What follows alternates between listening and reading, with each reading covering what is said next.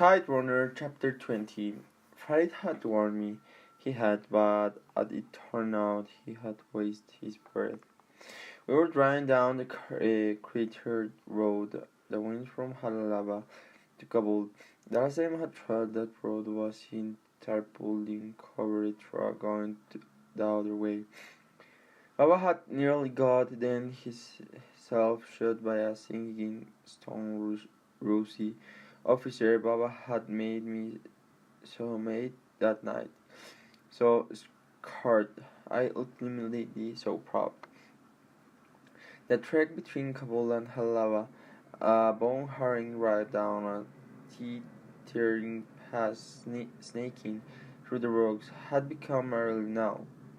A relic of two wars. 20 years earlier, I had seen some of the First War with my own eyes. Grim reminders of we strewed along the road, burned carcasses of old Soviet tanks over military truck out to rust, a crushed Russian jeep that had fallen over the mountainside. The second war I had watched on my TV screen, and now I was seeing it through Farid's eyes. Sworn effortlessly around fatals in the middle of the broken road. Farid was a man in his element. He had become much chattier since our overnight stay at White House. He had made me sit in the passenger seat and look me when he spoke. He even smiled once or twice, mean overwind the steering wheel with his mangled hand. He pointed to Mud Hunt village along the way where he knew people years before.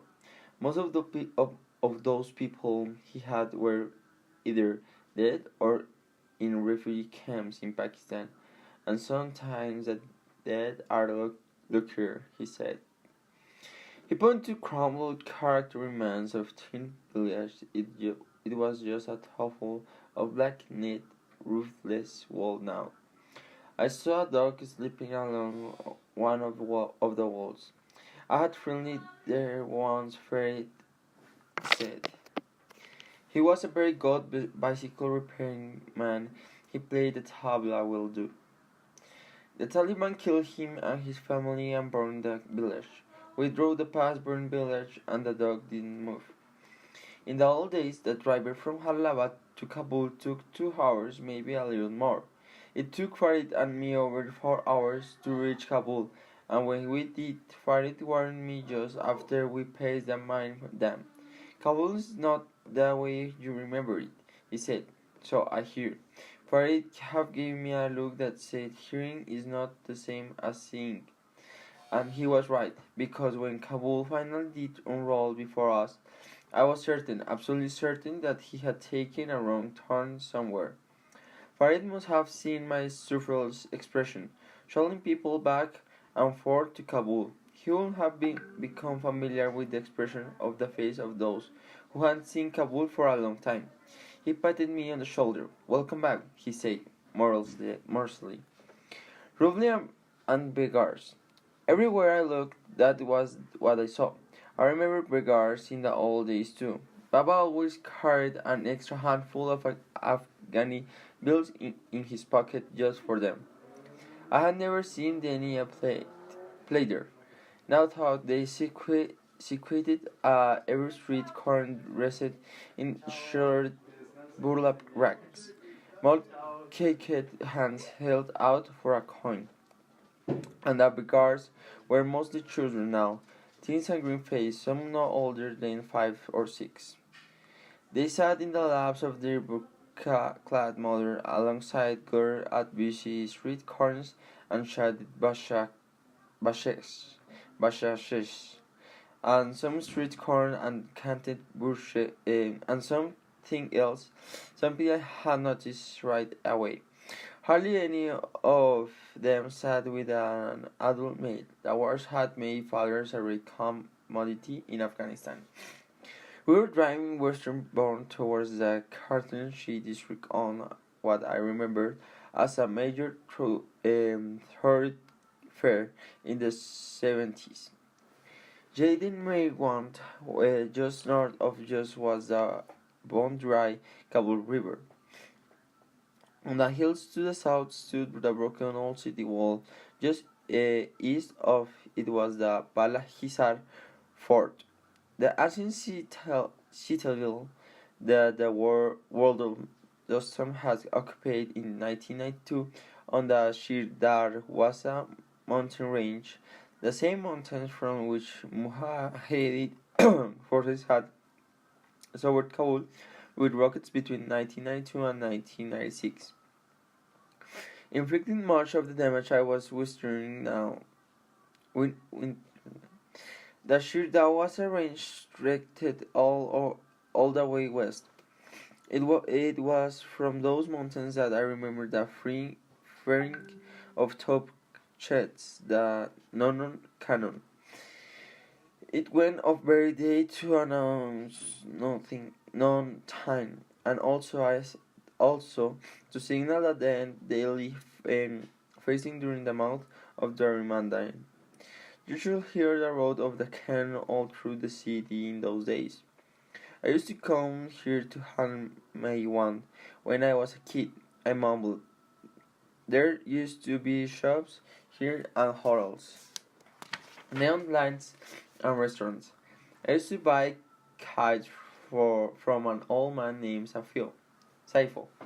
Here on the little kite shop by the old police headquarters. The police headquarters is still there, Farid said. No shortage of applies in this city, but you won't find kites or kite shops on Jawan Maiwan or anywhere else in Kabul. Those days are over. Jadir Maiwan had turned into a giant sand castle.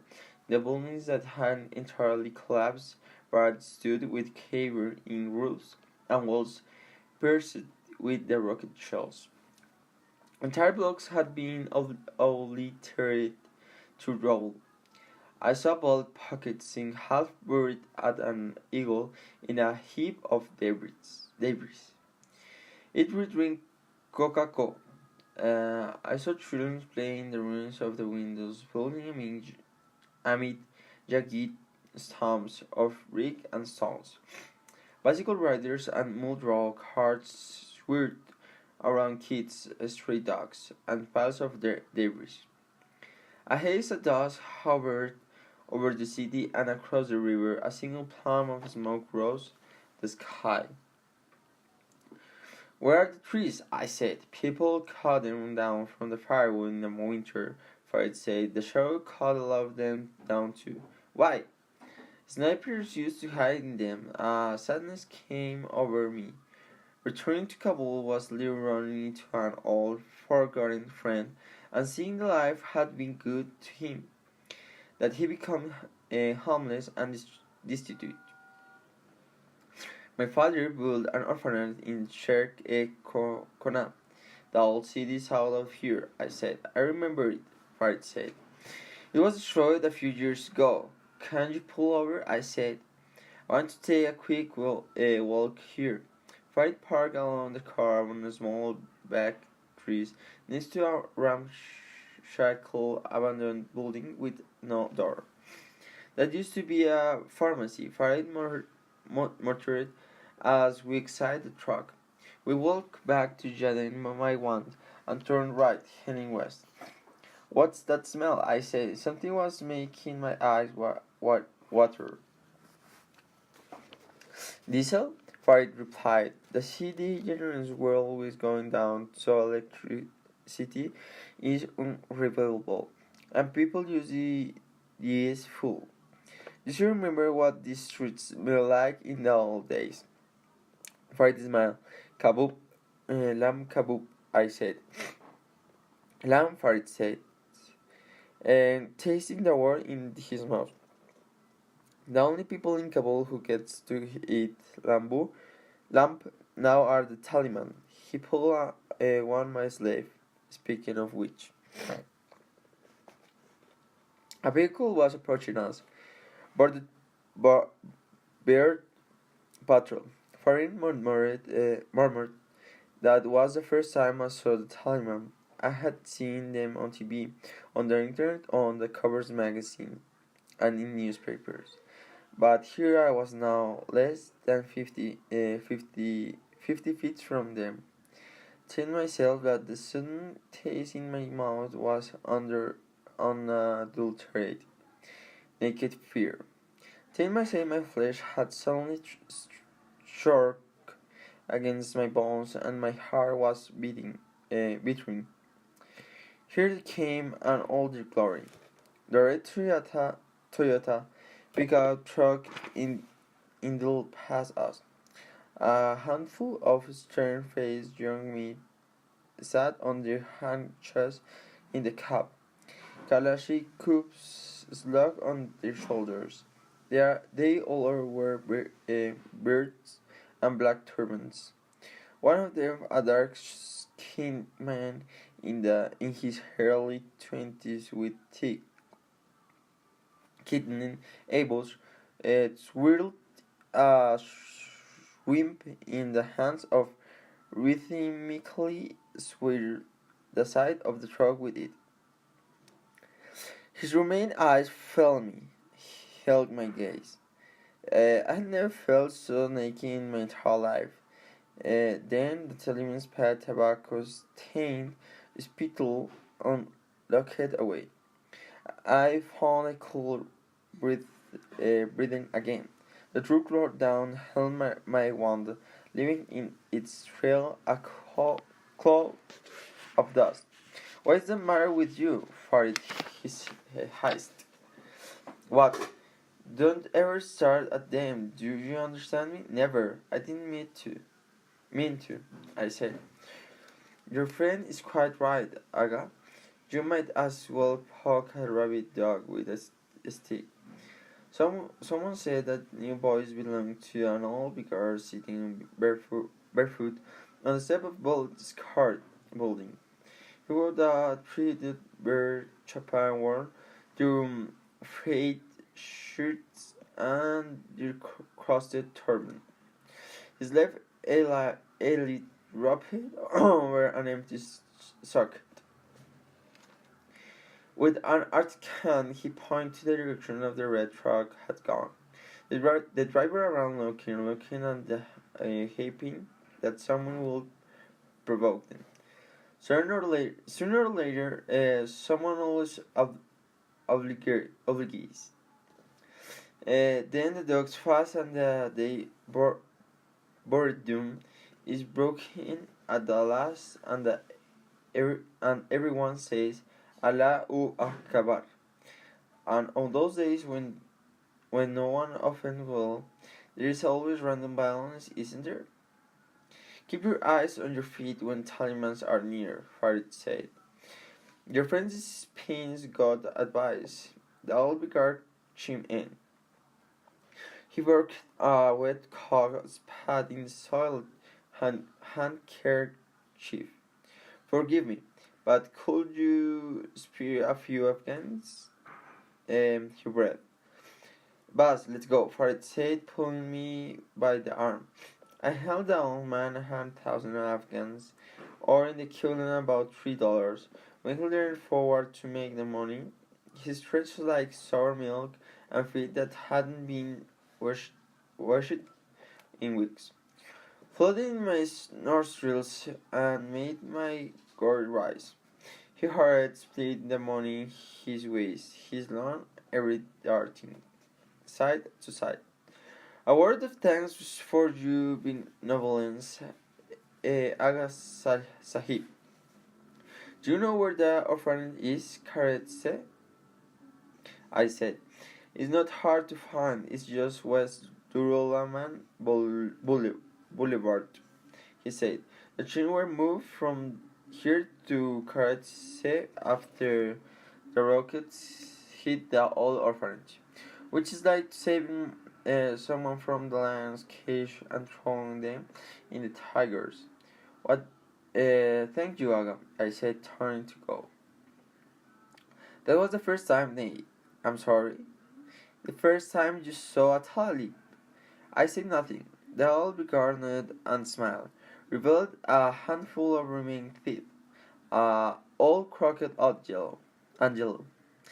I remember the first time I saw them rolling into Kabul. What a joyous day that was, he said. An end to the killing, wah wah wah, but like the poet said, how seemed love and then come trouble. A smile spread on my face. I knew that Ghazal, that's a face. Yes, it is. Indeed, the old man replied, I should know, I used to teach it in the university. You did? The old man called from 1958 to 1996.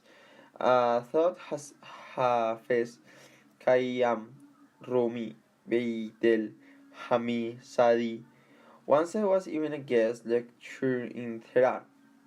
1971 that was. I gave a lecture on the mystic beetle.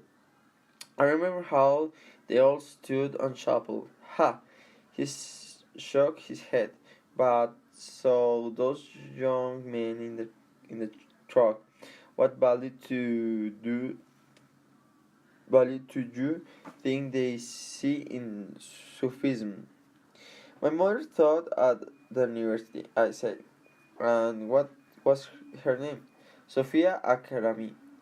As I managed to tinkle through the village of cataracts, the desert with leaves on, but the flowers are spring blown and wilts. Such grace, such dynasty, such a tragedy. You know my mother? I asked, kneeling before the old man. Yes, indeed, the old guard said. We used to sit and talk after class. The last time was on a rainy day just before final exams, when we shared a marvelous lens of almonds cake together. Almond cake with hot tea and honey. She was really obviously pregnant by then, and all the more beautiful for it. I will never forget what he said to me that day. What?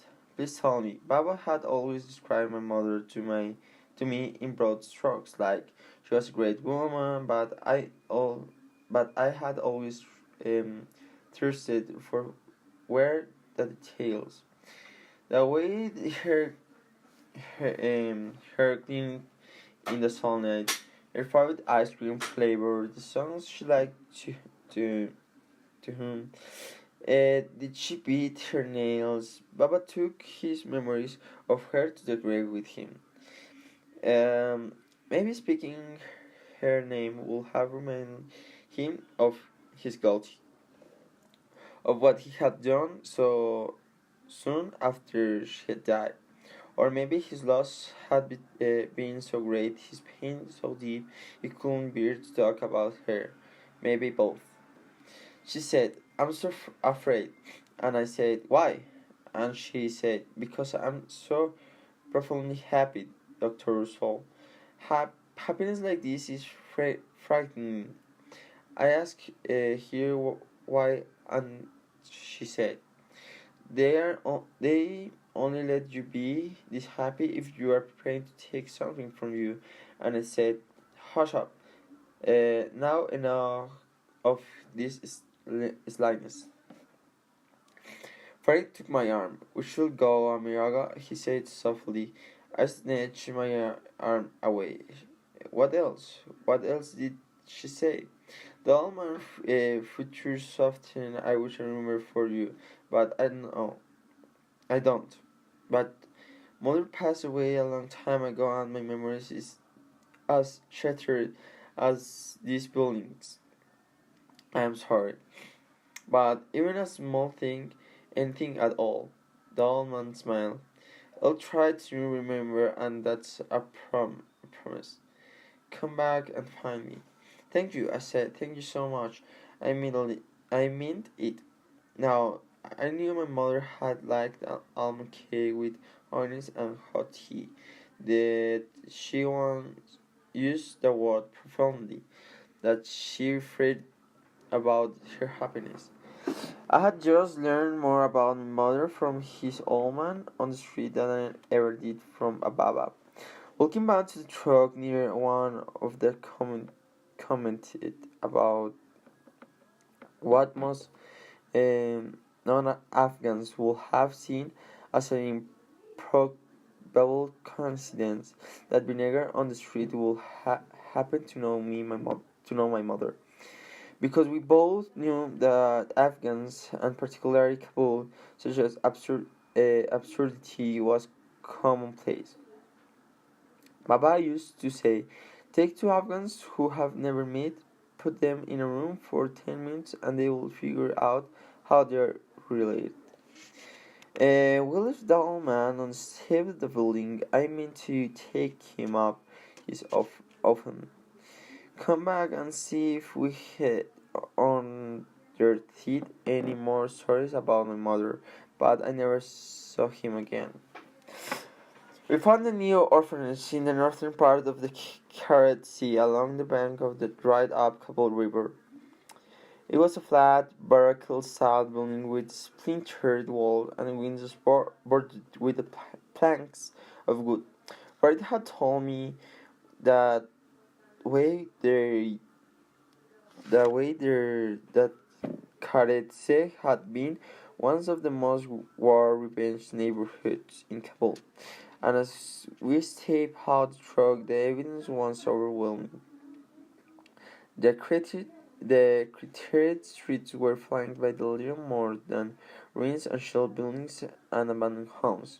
We passed the rusted skeleton of an overturned car, a TV set which not screen half burned in rubble, a wall with the words Seda Ba Taliban, long life to Taliban, sprayed in the back. A short thin blonding man with a shaggy grey beard opened the door. He wore a orange tweed jacket, a skull cap, and a pair of eyeglasses with one chip resting on the tip of his nose, being the glaze. Tiny eyes like black pin flitted from me to Farid. Salam alaikum, he said. Salam alaikum. Showed him the Polaroid we have searching from this boy. Who gave the photo a coursing glance. I'm sorry, I have never seen him. You probably look at the picture, my friend. Farid said, why not take a closer look? Lot fun, I add this. The man behind the door took the picture, signed it, handed it back to me. Nah, sorry, I know just about every single child in this institution, and that one doesn't look familiar. Now, if you will permit me, I will have work to do. He closed the door, looked at the bolt. I rapped on the door with my knuckles. Aga, please open the door. We won't meet him any harm. I told you, he's not here. His voice came from the other side. Now please go away. Farid stayed above the door, resting his forehead on it. Friend, we are not with the Taliban, he said in a low, caution voice. The man who is with me wants to take this boy to a safe place. I come from Peshawar. I said, a good friend of mine knows an American couple who run a charity home for children. I felt the man's presence on the other side of the door. Said him to stay there, listening, hesitating, caught between the suspicious and hope. Look, I knew Shura fathers. I said his name was San. His mother's name was Fasana. He calls his grandmother Sasa. He knows how to read and write, and he's good with the slingshot. There's hope for this boy. Aga, a way out. Please open the door. From the other side, only silence. I'm his half uncle, I said. A moment passed, then a key rattling the look. The man's round face repeated in the crack. He looked from me to Farid and back. You were wrong about one thing. What? He's great with the slingshot. I smiled. He was pebble from that thing. He talks it. He wastes off his pants everywhere he goes. The man who let us introduce himself as a man, the director of the orphanage. I'll take you to my office, he said. We followed him. He followed him dim, grimy hallways where barefoot children dressed in frayed sweaters ambled around.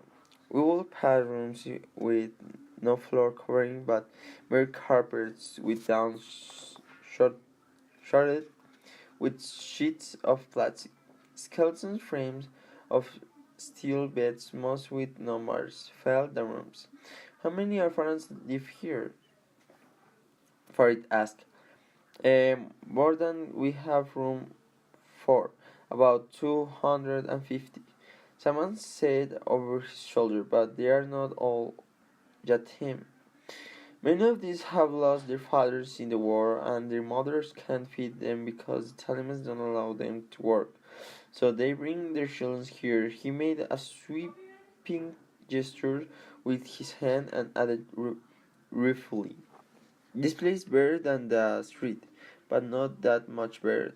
This building was never meant to be lived in. It used to be a storage warehouse for a carpet manufacturer.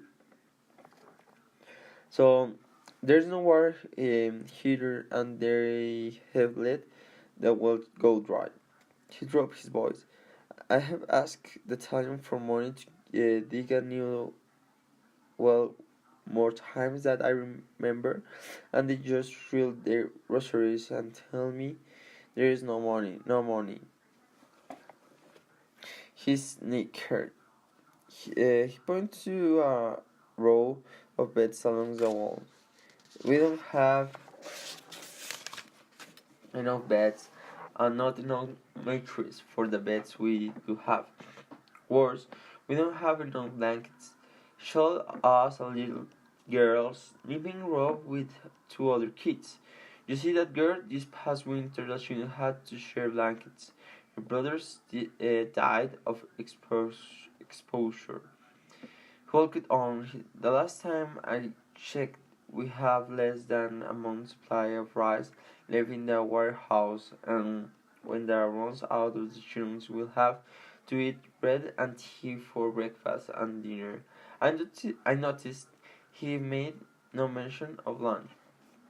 He stopped and turned to me. "There's very little shelters here. Almost no food, no clothes, no clean water. What I have in ample supply here in children who have lost their childhood, but the tragedy is that these are the lucky ones. We're filled beyond capacity, and every day I turn away mothers who bring their children here, their children." He took a step towards me. "You say there is hope for shut up? I pray you didn't lie, Aga. But you may well be too late." "What do you mean?" Someone's eyes shift. "Follow me." What passed for the direction office was four bare, cracked walls, a mountain floor, a table, and two folding chairs. As a man and I sat down, I saw a grey rat poke its head from a burrow in the wall and flit across the room. I screamed when it sniffed at my toes. The Samanthan scurried towards the open door. "What did you mean it by too late?" I said. "Would you like some chain? I could make some." "Nay, thank you. I rather with Hulk." Samantha tilted back in his chair and crossed his arms on his chest. What I have told you is not pleasant, not to mention that it may be very dangerous. For whom? You, me, and of course for shut up. If it's not too late already. I need to know, I said. He nodded. So you say, but first I want to ask you a question. How badly do you want to find your nephew? I thought of the street fights we get into when we were kids. All the times Hahan used to take them on for me, they against one, sometimes three against one. I'll wince and watch, tempted to step in, but always stopping short, always held back by something. I looked at the hallway, saw a group of kids dancing in a circle. A little girl, her left amputated below the knee, sat on ratty mattress and watched, smiling and clapping along with the other children. I saw Farid watching the children too, his own mangled hat hanging at his side. I remember Wahid voice and I recognized something. I will not leave Afghans without finding Sharp. Tell me where he is, I said. Someone's gaze lingered on me. Then he not picked up a pencil and swirled it between his fingers. Keep my name out of it, I promise. He dropped the table with the pencil. Despite your promise, I think I'll live to regret this, but perhaps it's just as well. I'm Damon anywhere, but if something can be done for Sharp, I will tell you because I believe you. You have the look of a desperate man. He was quiet for a longer time. There is a talib of officials, he muttered. He visits once every month or two. He brings cash with him. Not a lot, but better than nothing at all. His shifty eyes fell on me and rolled away. Usually he'd take a girl, but not always. And you allow this? Fred said behind me. He was going around the table, closing in on Saman. What choice do I have? Saman shot back. He pushed himself away from the desk. You are the director here, Farid said. Your job is to watch over these children. There's nothing I can do to stop it. You're seeing children firing back, barked. Farid, sit down. Let go, I said. But I was too late because suddenly Farid was leaping over the table. Someone's chair went flying as Farid fell on him and behind him to the floor. The director crouched beneath Farid and made muffled screaming sounds. His leg kicked at the desk, drawer free, and sheets of paper split on the floor. I ran around the desk and saw why someone's scream was muffled, for it was strangling him. I grasped Farid's shoulders with both hands and pulled hard. He's nudged away from me. That's enough, I barked. But Farid's face had flushed red. His lips pulled back in a snarl. I'm killing him. You can stop me. I'm killing him. He sneered. Get off him. I'm killing him. Something in his voice told me that if I didn't do something quickly, I witnessed my first murder. The children are watching Farid. They were watching. I said his shoulders muscles tightened under my grip, and for a moment I thought he kept squeezing someone's neck away. Then he turned around, saw the children. They were standing slightly by the door, holding hands, some of them crying. I fall for it. Muscles slicked. He dropped his hands, rose to his feet. He looked down on Simon and rubbed a mouth of split on his face. Then he walked to the door and closed it. Simon struggled to his face, blowing his bloody lips with his sleeve. Wiped the split of his cheek, hugging and wishing he put on his skull cap. His glass saw both lessons had cracked and took them off. He buried his face in his hand. No one of us said anything for a long time. He took Sharab a month ago. Saman finally cracked hand, still shielding his face. You call yourself a director? Farid said.